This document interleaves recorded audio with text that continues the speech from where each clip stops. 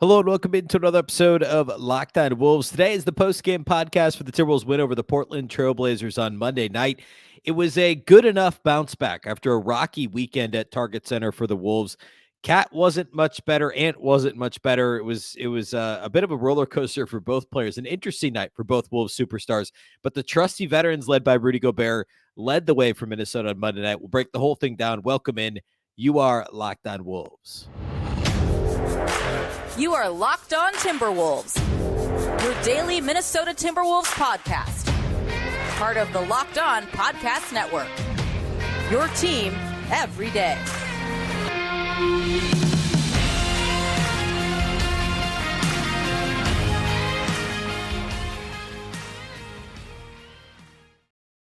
Hello and welcome to the Locked On Wolves podcast, part of the Locked On Podcast Network.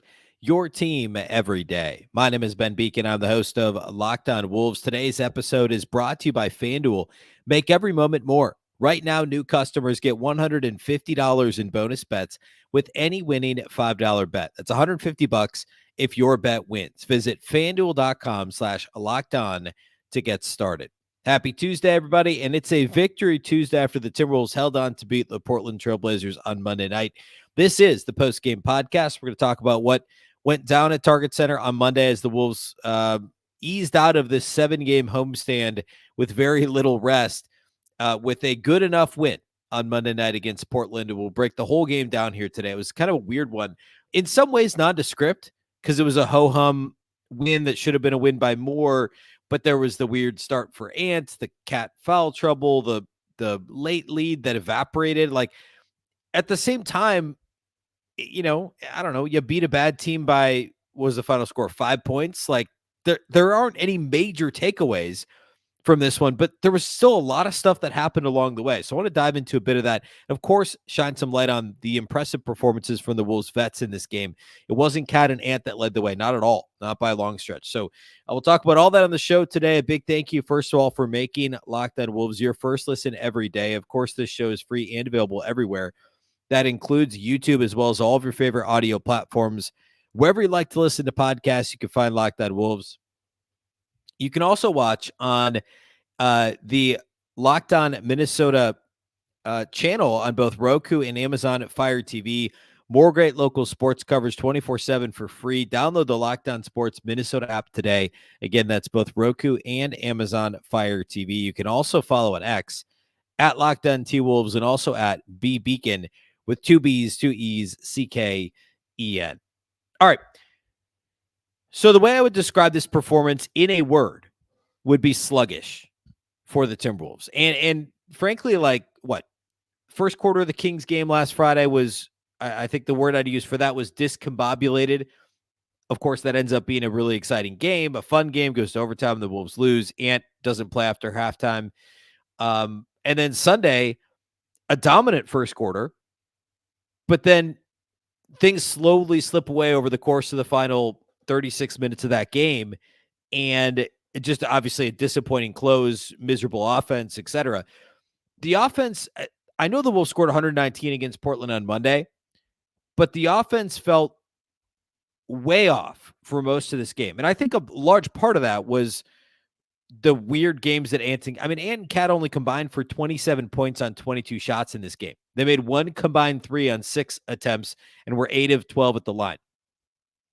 Ant and Cat were extremely quiet. In fact, there were what?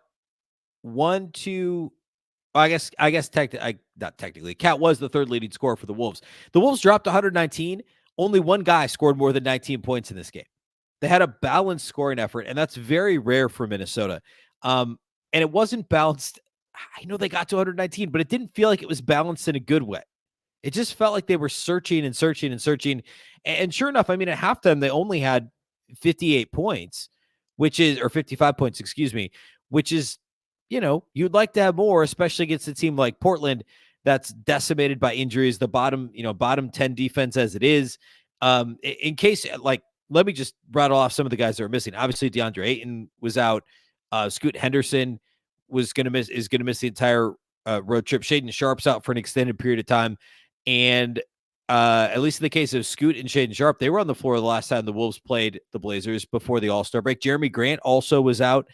Matisse Thybulle, like when the Wolves beat Portland twice before the All-Star break, I remember talking at the time about like, hey, Portland's actually got like 8 guys that either have been rotation guys on playoff teams, whether it's in the case of Thybulle or, we talk obviously Ayton, Jeremy Grant, Brogdon, like guys on this roster who have been tested in the NBA and have been on good teams, or guys that will be eventually. Like obviously Scoot Henderson had a miserable start to the year, but has been playing much better lately. We saw that in Portland a few weeks ago. Shaden Sharp's a nice player. Like there's talent on this Portland team. It's a combination of the circumstances in the wake of the Dame trade and obviously all these injuries and inexperienced coach and all that stuff. That has led to them being the worst team in the West, but they'd won a couple straight. They beat Memphis twice. Very shorthanded. The Wolves, for whatever reason, were 14.5-point favorites on FanDuel for this game. Coming into this game, I would have never bet the Wolves to cover that. Factoring in the rest stuff, right? This was the Wolves' 7th game of a 7-game homestand, which sounds nice, except for there were 3 back-to-backs. That means 6 of the 7 games were part of a back-to-back set for the Wolves. It's just crazy. Like it almost kind of negates being at home for that long when you don't get any practice opportunities, no real days off mixed in there, where you're just kind of in between watching film from the last game and you're not truly getting a day off or getting a true day of practice, right? So, like, this was always going to be a slog. It was always going to be a difficult game for Minnesota, regardless of who is on the floor for Portland. Like, it's human nature. Right. And also, like, these guys, of course, they're going to have tired legs at some point. And it also is very disappointing that this has to come right out of the All-Star break, right? You get all that time off, 6 days completely off or whatever it was for the Wolves, 5 or 6 guys for most of the, or 5 or 6 days for most of the guys on the roster. And then you come right out of it with whatever that was, 3 back-to-back sets in over the course of like 9 days or whatever, 10 days and 7 home games, but 6 games being part of a back-to-back set. It kind of negates that advantage if you're the Wolves, and it hurts coming off the heels of the All-Star break. The Wolves actually get 2 days off now on Tuesday and Wednesday, but then another back-to-back awaits on the road. I think it's the Cleveland, Indiana back-to-back. So all that to say, this was always going to be a tricky game for Minnesota. Portland being as decimated as they were gave me some hope that this thing could at least be, there could be some separation. That wasn't in the cards, at least not until the fourth quarter. And then the Wolves gave all that back too. Minnesota was up 2 at the end of the first quarter. They did have a bit of a flurry at the end of the second quarter and managed to be up by 7 at halftime. And the story for me throughout, well, to open, obviously, we have to talk about Anthony Edwards.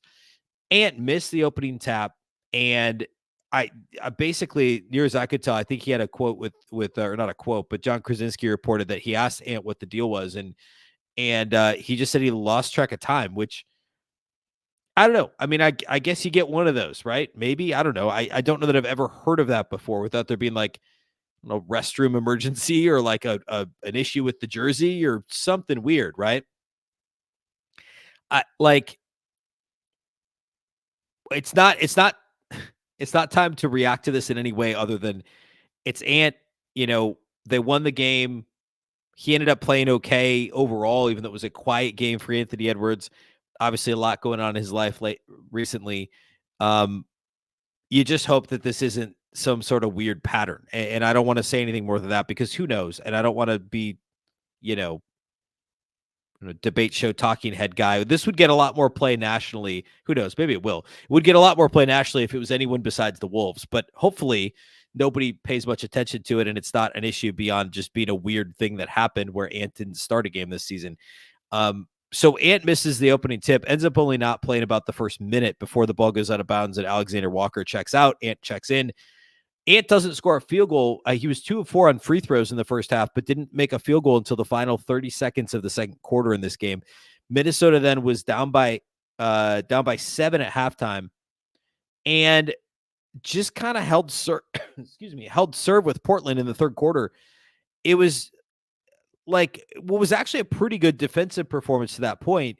There were too many forays to the rim that were pretty uncontested from Portland. Minnesota just did not provide much resistance at all. And Rudy overall was good in this game, very good. And we'll talk more about that. but Portland scored at will in the second half. And eventually the Wolves built a 15-point lead. Portland kind of trimmed back into it or trimmed it down into the fourth quarter. Then the Wolves surged ahead before Portland made one final push. I want to talk about kind of what happened in the fourth quarter here in a minute. And then we'll get into some individual performances and a couple of interesting takeaways from this one in the wake of the debacles on Friday and Sunday for the Wolves against the Kings and Clippers, respectively. So we'll do all that here next. Today's episode of Locked On Wolves is sponsored by BetterHelp. Sometimes we all need the opportunity to get something off our chest, big or small. Certain things can really start to get to you. It's important to let that out, especially to someone who's unbiased on your life. So today I want to say how I really feel about something. You might even be thinking about the same thing this week, and you might be if you're listening or watching a Wolves podcast. It may seem like small potatoes, but whatever's got you bothered is worth talking about. For me, it continues to be the perception of the Wolves as a non-serious contender, and I just think it's nuts. If you listen at all to the Simmons Russillo, it was the Bill Simmons podcast. Russillo was on it. I think it was Monday's episode. Yeah, it was, because they talked about Sunday's games, the Wolves Clippers game, and at the end of the segment, they got around to talking about how the case for the Wolves to be a serious conference final, 2 finals contender is that they have the best defense in the league. And they kind of talked, Simmons says something about, it's been the best defense over the last 20 games. And Russillo's like, has been all year by a couple of points. Like, the Wolves defense, we talked about this, is borderline, like, maybe not historically dominant, but dominant within the last decade. And that alone, if you have an elite unit like that, should be enough to at least get you to the second round and in the discussion for a finals appearance. I just think there still isn't enough credit being given to where the Timberwolves sit right now. And I get it. You got to do in the playoffs. But right now we have the last 60 games or so to work on, the body work for this year. And I think the Wolves deserve a little bit more credit. Now, that's a bit of a mini rant. Perhaps there's something that you want to rant about too. And hey, most of us have bigger problems than our favorite sports team. I get that. But look, therapy can be different for everyone. It's important to get things off your chest every once in a while. If you're thinking of starting therapy, give BetterHelp a try. It's entirely online, designed to be flexible and suited to your schedule. Visit BetterHelp.com/LockedOnNBA to get 10% off your first month. That's BetterHelp, HELP.com/LockedOnNBA.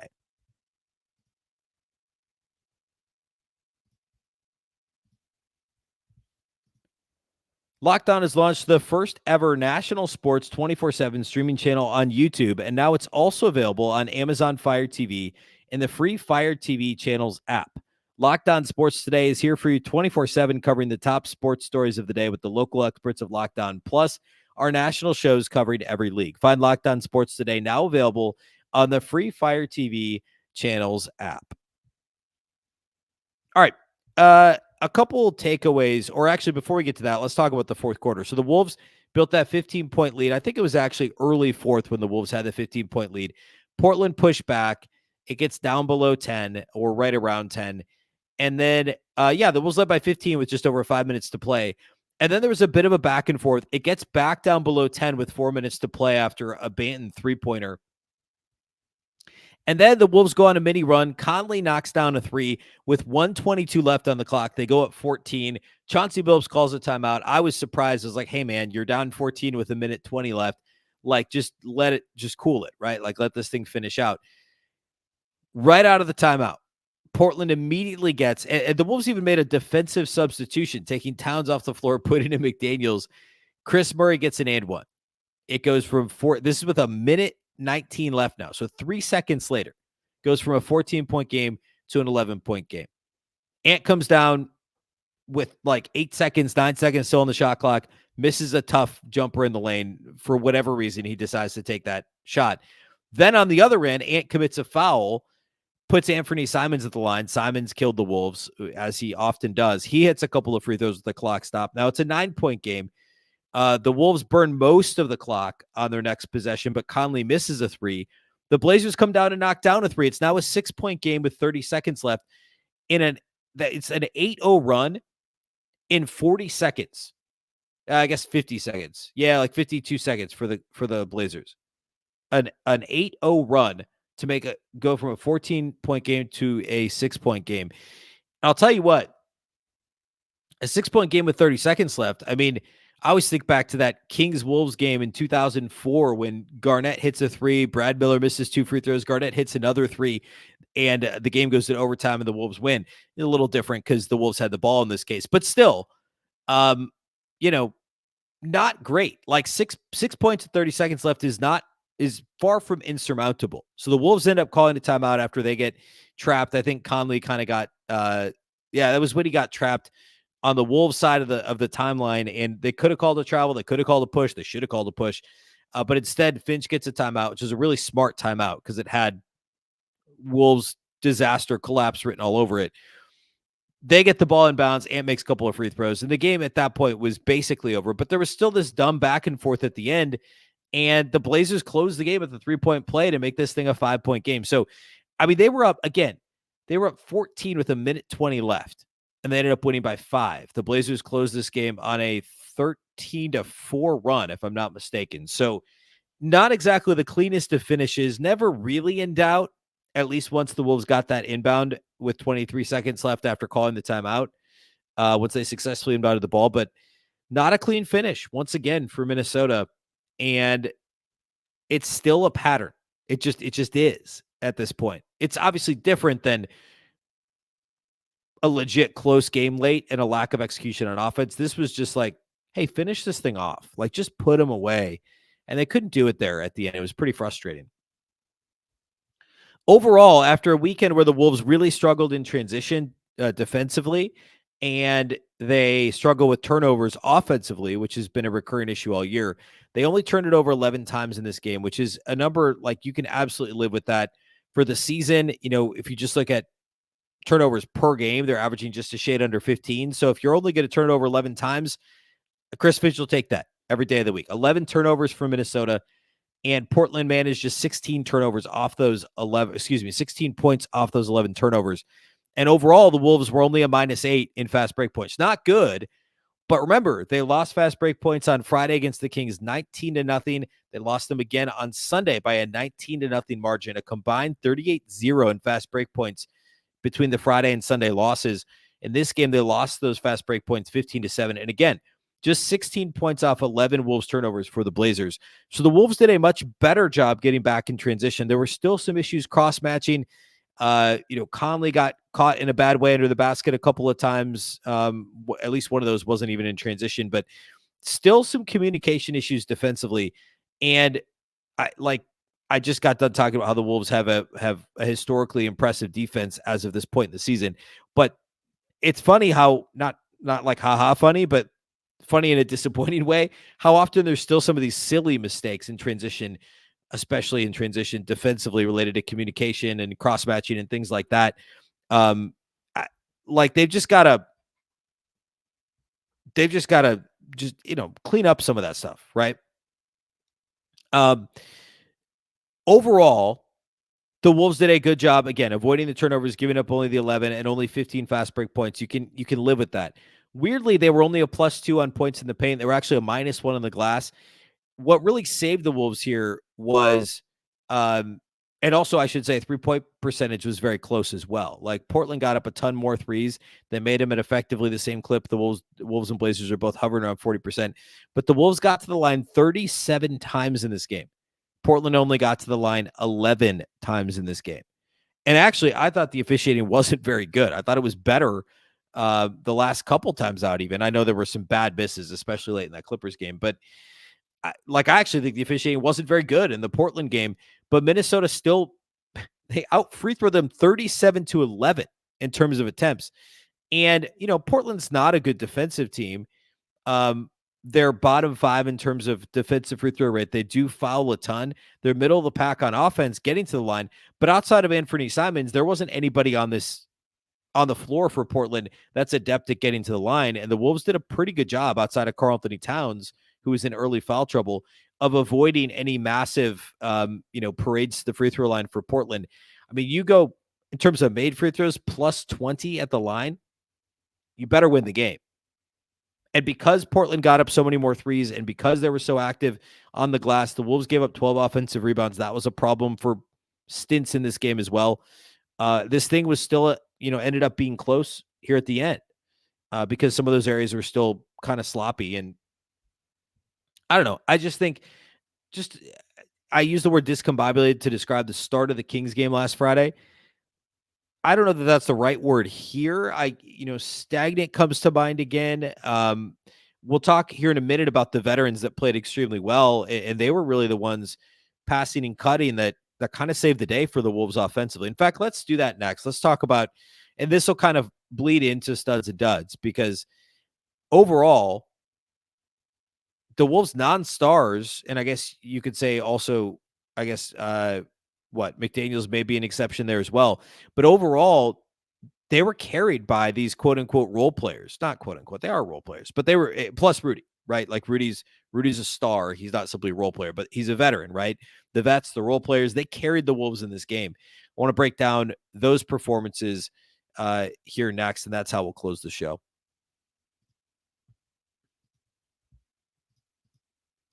Today's episode of Locked On Wolves is brought to us by our friends at FanDuel. Get buckets with your first bet on FanDuel, America's #1 sportsbook. Right now, new customers get $150 in bonus bets with any winning $5 bet. That's $150 if your bet wins. The Wolves were 14.5-point favorites on FanDuel coming into Monday's game against Portland, and I would have never, as I said earlier, never picked the Wolves to cover that. And I believe the money line was it was something crazy. It was over 1,000. It was like 14 plus, minus 1,400 or something for the Wolves to win straight up. And of course they did. And that would have been, I would have never recommended that based on those odds, but that would have been the bet over covering the 14.5 if you really wanted to bet on the Wolves. All that to say, no line yet, of course, for Thursday's game, a couple days in between there before the Wolves take on the Pacers on Thursday night. Bet on all your favorite NBA players and teams with quick bets, live same-game parlays, exclusive props, and more. Just visit FanDuel.com/lockedon and shoot your shot. FanDuel, official sportsbook partner of the NBA.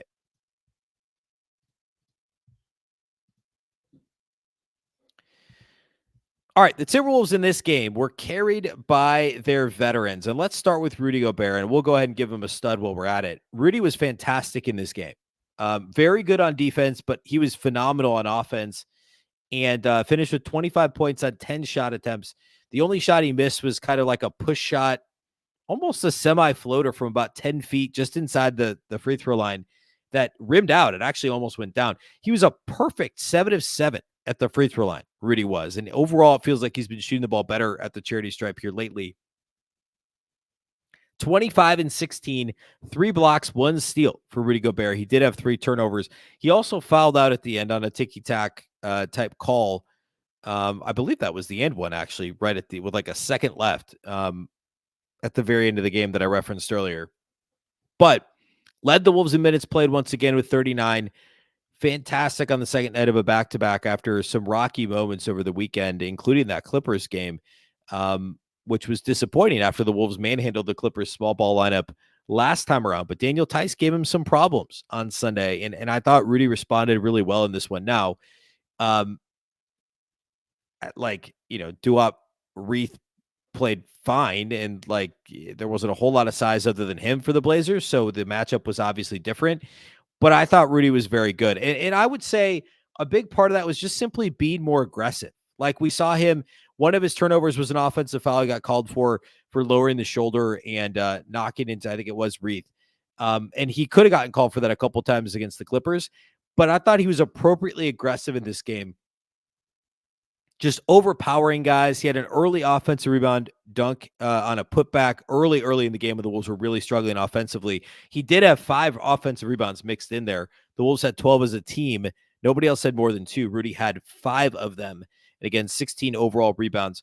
I thought he was good defensively, a couple of nice blocks.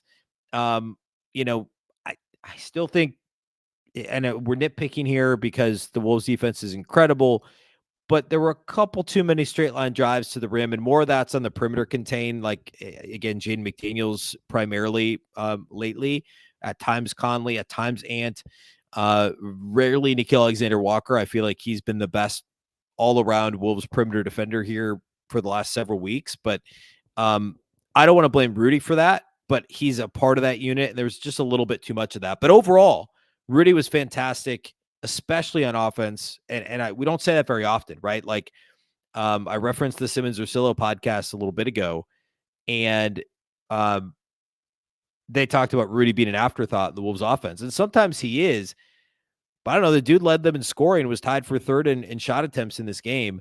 Of course, some extenuating circumstances there as to why that would be the case, but he can still score. And he's been looking to be more aggressive against certain matchups here lately for the Wolves in the paint, and that's been really valuable for Minnesota. Other veterans that played very well. Kyle Anderson, I thought played very, very well in this game. 9 points. He did end up shooting just 3 of 8. He had a couple shots for him in and out. He had 5 assists to just 1 turnover, plus 3 rebounds, 1 steal, and 1 block. Did knock down a 3 in this game, and that steal where he had the poke away at midcourt came down and got a dunk. So 3 of his 3 made field goals, 1 was a dunk and 1 was a 3-pointer. So good to see Kyle Anderson again look comfortable, again look to be involved in more ways than just kind of being out there and being a ball mover.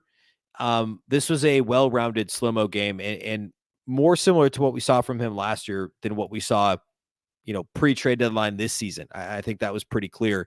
I'm not giving him a stud. I'm just saying in terms of veteran play. And Monte Morris, same deal. Like, this was another game where you look at his line, you go, he only shot 2 of 8. He actually didn't make any threes. But he had 7 assists to only 1 turnover, tied for the team lead in assists with Mike Conley. So take those veteran point guards. They played a combined 48 minutes, as you might expect. I don't know that they shared the floor together much, if at all, in this game. And Morris and Conley together had 14 assists and 3 turnovers. The Monte Morris turnover, he just had the ball taken from him right after getting it off a defensive rebound, just had it stripped from him. And one of Conley's turnovers was similar. So some silly turnovers mixed in there.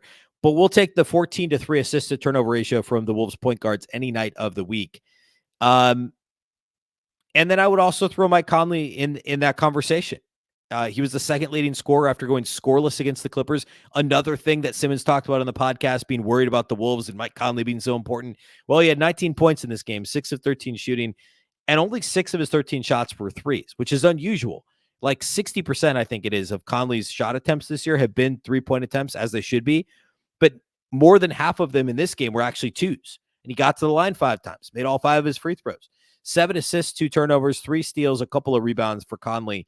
A really good Mike game. So those veterans stepping up. Karl-Anthony Towns, an early and often foul trouble finish with just 14 points on 12 shots. And the late start to the game hurts his elbow in the middle stages. Is questionable to return before he comes back. He had only 13 points on 10 shots. So those guys combined for just 27. Rudy has 25. Conley has 19. Kyle Anderson has 9. Monte Morris has 7 assists off the bench. And then you could throw in Nas, who I actually thought was fairly quiet, but he had 12 points, 5 rebounds in this game, made 4 3-pointers. I think most of that damage was third quarter when the Wolves are kind of keeping pace with Portland. He ended up being a team best plus 16 overall and plus minus. So a good Nas game as well.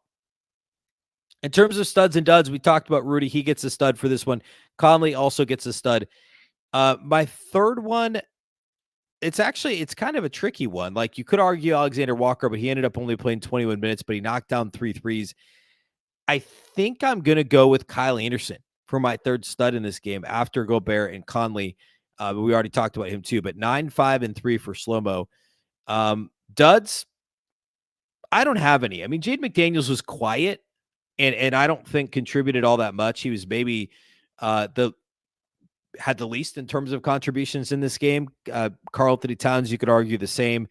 I thought that Ant, was good enough moving the ball. He clearly had made a conscious decision to move the ball in this game and to not try and take over offensively, at least scoring the ball, which sometimes that switch flips, right? Either he's all attack all the time, or he's, hey, I'm not going to shoot, or like, see how long I can go without shooting. That's basically what it felt like at times.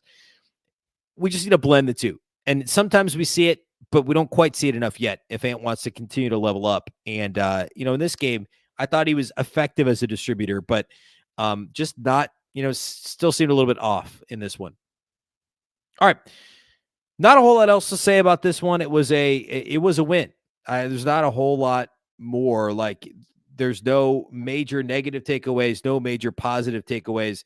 But as we've discussed, some of the issues that were issues against the Kings and Clippers, the Wolves kind of righted the ship there. They got some nice contributions from the vets like Rudy, Conley, Kyle Anderson in this game. And now 2 days off, 2 days without a game, 1 day completely off. The Wolves, I'm sure, will do film, etc. on Wednesday. And then after that, the Wolves head back out on the road, have not been on the road since before the All-Star break. They're at Indiana on Thursday night at 6 p.m. Central tip. And then Friday night, second night of a back-to-back, the first of consecutive ESPN games, 6:30 Friday night tip at Cleveland, which will be a fun game. Two of the top two defensive teams in the league. And then the Lakers Sunday night. So a fun road trip. And then after that, it's the Clippers and 2 against the Jazz. So it's difficult, but it should be fun. And as we know, the Wolves like to get up for these tough games. They've played better on the road than a lot of teams. And hopefully we'll be fully healthy here come Thursday night. We'll have lots to talk about on Wednesday's show. Thursday, we'll preview the game against the Pacers, who we haven't seen in a while. So lots coming up here on the week or during the week on the show.